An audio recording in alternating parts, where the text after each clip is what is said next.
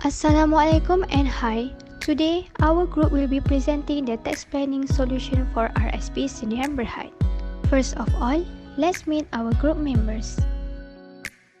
These are our topics that we are going to present today.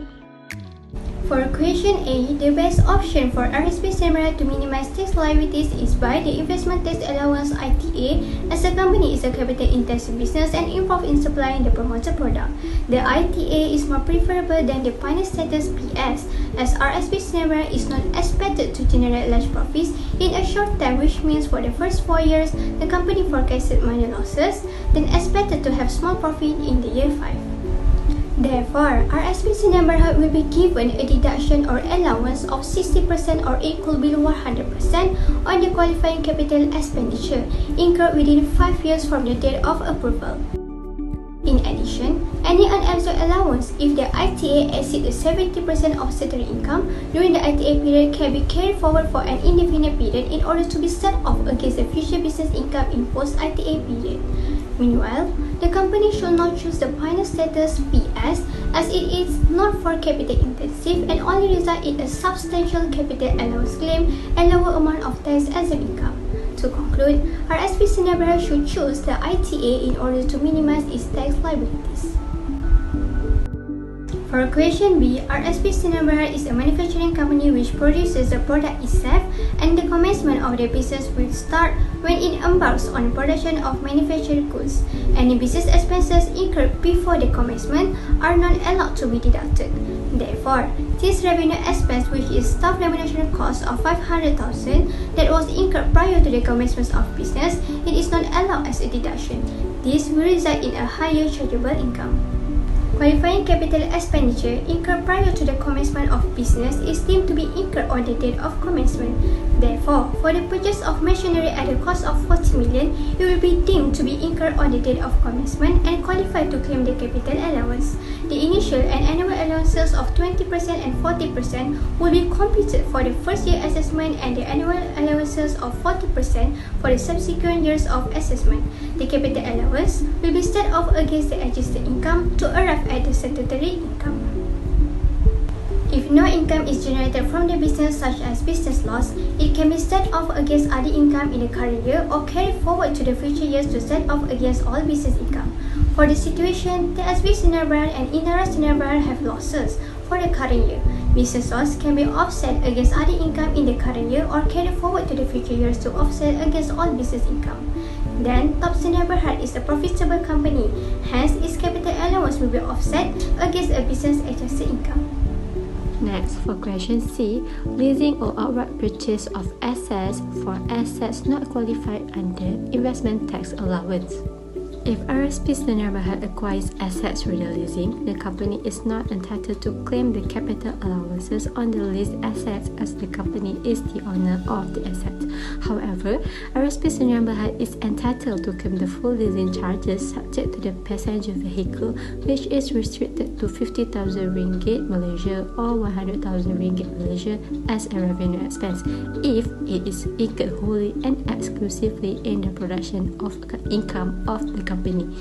Meanwhile, if RSP Senior Berhad chooses the outright purchase of assets, capital allowances claim will be based on the full cost of qualifying assets except passenger vehicles, which are restricted to 50,000 ringgit Malaysia or 100,000 ringgit Malaysia. The company will be entitled to claim initial allowance 20% and annual allowance 20% on the first year and annual allowance 20% for each subsequent year until full relief is given for the qualifying capital expenditure. Therefore, the best option is to acquire asset through leasing. Since the company predicted a minor loss from 2017 until 2020 for its 4 years of first operating, the leasing charge will be increasing its adjusted income and the business loss would be allowed to cover other income in the current year at the aggregate income level.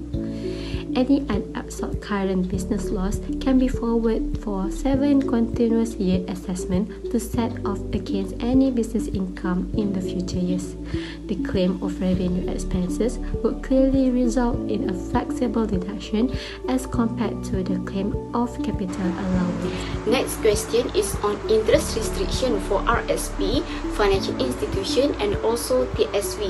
For RSP, Section 33 subsection 2 of Income Tax Act 1967 state that the taxpayer who has borrowed money for the purpose of producing business income as well as for non-business purpose, the deductibility of the interest paid on borrowed money will be restricted. The section further state that if the amount of investment and loan is the same or exceed the amount of borrowing, the whole amount of interest expense will be disallowed for deduction. And if the amount of investment and loan is less than the borrowing amount, then only a portion of interest expense is allowed for deduction.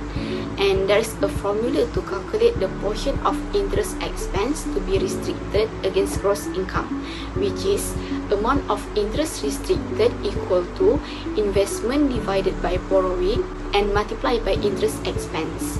The excess of interest expense cannot be carried forward if the restricted interest cannot be offset against the income of the related investment, and it will be a permanent losses. In this case, RSP Sdn Bhd has borrowed money from financial institution for the purpose of giving loan to its subsidiary, TSV Sdn Bhd, and RSP need to pay interest to financial institution at a market rate, which is much higher than the interest income it received from TSV.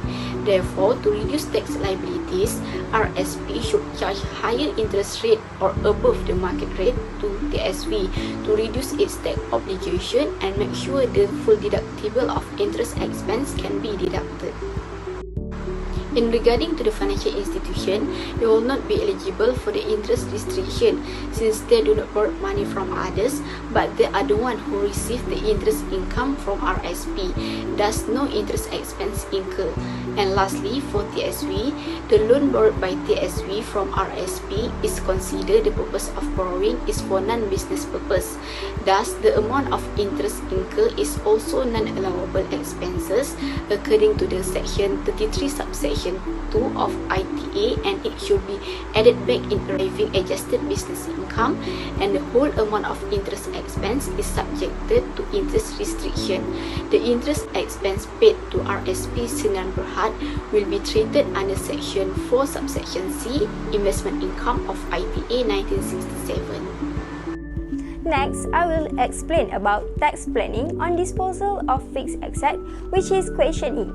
An asset is disposed of when it is sold, conveyed, transferred, assigned or alienated with or without consideration. If the machineries were disposed of to its subsidiary, Inara Sdn Bhd, which is subjected to the controlled sale provision of the Income Tax Act 1967, the controlled sale provision would be applied. It is because the acquirer, which is Inara Sdn Bhd, is a person over whom the disposer, which is RSP Sdn Bhd, has control. This has been stated on the paragraph 38 subsection 1 schedule 3. Referring to the transfer control provisions, the asset would be deemed to have been transferred at the tax written down values of the transferor.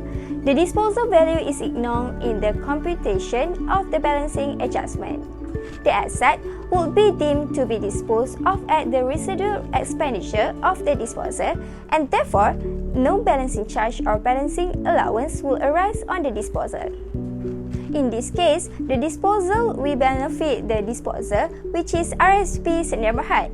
The capital allowance claimed by Inara Sdn Bhd is no different from RSP Sdn Bhd. Hence, Inara Sdn Bhd is entitled to claim a capital allowance based on the original acquisition cost of the assets, but it must restrict to the residual value of the asset transferred. Since the Inara Sdn Bhd is forecasted to obtain a current year loss of 800,000 ringgit annually, RSP Sdn Bhd can benefit from the losses to offset the balancing charge due to high resale value rather than selling it to the third parties. When companies obtain the huge balancing charge, this will lead the company to increase its chargeable income, and indirectly the company will have to pay more taxes. However, if the machineries were disposed of to an unrelated company, balancing adjustment will happen, which is balancing charge or balancing allowance as stipulated in Schedule 3 of the Income Tax Act 1967. The balancing charge arises when the disposal value is higher than the residual expenditure, and this will increase the statutory business income. Whereas, balancing allowance arises when the disposal value is lower than the residual expenditure.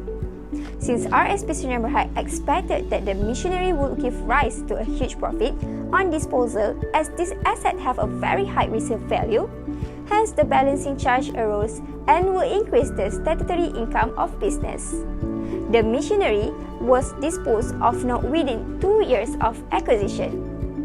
Therefore, the IRBM would not claw back all the capital allowance given by way of balancing charge in the year of disposal. As such, the statutory income of business will increase because the balancing charge is added to the adjusted business income of RSP Sdn Bhd. As a conclusion, RSP Sdn Bhd should dispose of their fixed asset to its subsidiary, which is INARA Sdn Bhd, in order to minimize the tax liabilities. And this action is called a controlled transfer. So, we proceed to the last question, which is group relief. Group relief is a practice of allowing current business losses incurred by one company within a group to be deducted against profit from another company within the same group.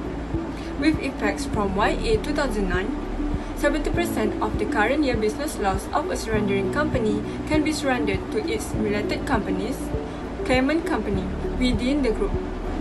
Tax losses of a company may be utilized to set off against the aggregate income of another company. There are several conditions for eligibility that need to be fulfilled by the company in order to claim the group relief. First, claimant and surrendering company must be resident and incorporated in Malaysia. Second, both companies had a paid-up capital of ordinary shares more than 2.5 million ringgit at the beginning of the basis period. Third, both claimant and surrendering companies must have the same 12 months accounting period. Also, the claimant and surrendering companies are related parties. Need to have at least 70% of their ordinary shareholding either owned by the surrendering company or claimant company. Next, both companies are not currently enjoying certain incentives such as finance status or investment tax allowance or others. Other than that, the claimant must have defined the aggregate income in that YA. Last but not least, both companies must be subjected to tax at 24%. There are only two companies that are eligible for group relief, which are INARA Sdn Bhd and TOP Sdn Bhd. INARA and TOP are both related companies to RSP as the percentage of shareholding owned by RSP are 75% and 73% respectively. TAXWI Sdn Bhd is not a related company and not eligible for group relief as the percentage of shareholding owned by RSP is below 70%, which is 60%. RSP is also not eligible for group relief as the company is currently enjoying the incentive of ITA. In this case, the claimant company is TOP Sdn Bhd, which gain aggregate income forecast of 1 million ringgit per annum. On the other hand, the surrendering company will be INARA Sdn Bhd, which incurred a loss of Rm800,000 ringgit annually. So, this is the computation of the total income by the claimant company. First, aggregate income of TOP Sdn Bhd of 1 million ringgit will be deducted with the group relief amounted to 560,000 ringgit. 800,000 need to multiply with the 70%. Then, the total income is Rm440,000.